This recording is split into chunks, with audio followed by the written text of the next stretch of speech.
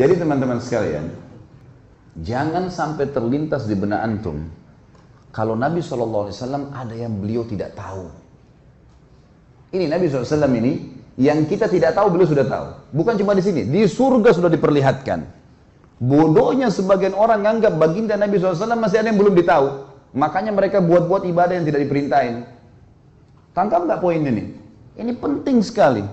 Kalau antum masih melakukan perbuatan bidah yang antum anggap boleh, berarti antum menganggap Nabi SAW masih ada yang belum diketahui oleh beliau. Padahal tuntunannya sudah jelas. Innal halala bayyin wa innal harama bayyin. Ingat kata Nabi SAW, yang halal sudah jelas, yang haram sudah jelas. Wa bainahuma umurun mushtabihat. Di antaranya ada hal-hal yang samar. Siapa yang menyelamatkan dirinya dari hal yang samar-samar, faqad istabra li dini wa dunyah. Dia telah menyelamatkan kesucian agamanya dan dunianya. Wa man waqa'a fi syubhat faqad waqa'a fil haram. Siapa yang sengaja jurumuskan dirinya pada yang syubhat, haram atau enggak ya? Enggak apa-apa deh. Maka faqad waqa'a fil haram. Dia telah jurumuskan dirinya pada yang haram. Artinya enggak ada tengah-tengahnya. Halal atau haram? Syubhat berarti haram. Jelas agama Allah.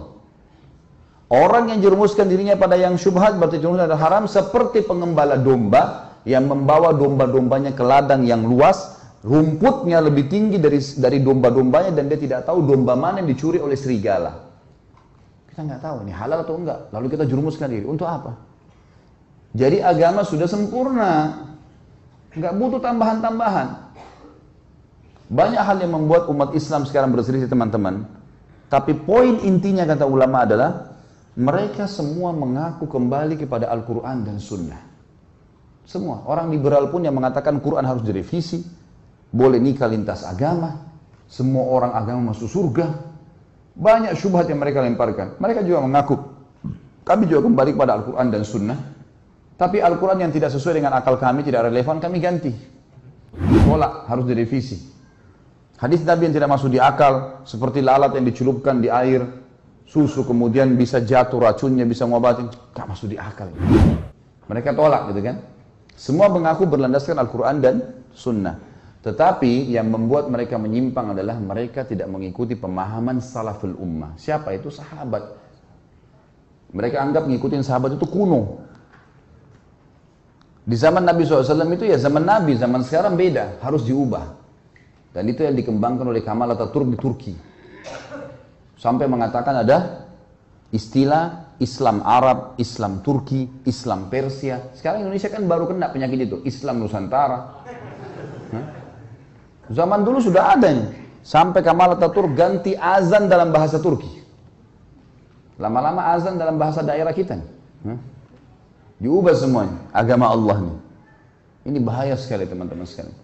Makanya memahami Al-Quran dan Sunnah harus sesuai dengan pemahaman salaful ummah atau sahabat. Pegang baik-baik hadis ini teman-teman. Kalau ini antum jadikan pondasi hidup, pegangan hidup, antum akan selalu aman. Ini jaminan, tiket dari Nabi SAW untuk siapapun yang bersyahadat sampai hari kiamat. Kata beliau, Yahudi terpecah menjadi 71 golongan, Nasrani 72, dan umatku 73. Yang 73 yang dibahas. Semuanya lewat neraka dulu. Nanti masuk surga. Tapi lewat neraka dulu, dibersihin dulu dosa-dosanya, kecuali satu. Semua kita bertanya siapa satu, sahabat juga bertanya, Rasulullah siapa yang satu? Masuk surga langsung tanpa hisab deh. Kata Nabi SAW, makana ana alaihi wa ashabi. Yang mengikuti aku dan mengikuti sahabat-sahabatku. Inilah teman-teman yang dikumandangkan oleh teman-teman yang mendakwakan dakwah salafiyah dan dakwah sunnah di Indonesia. Yang selalu dikatakan aliran sesat, aliran keras, wahabilah segala macam. Padahal mengajak kepada perkataan para sahabat dalam memahami Al-Quran dan Sunnah. Karena nggak boleh sembarangan, Al-Quran turun pada zaman mereka.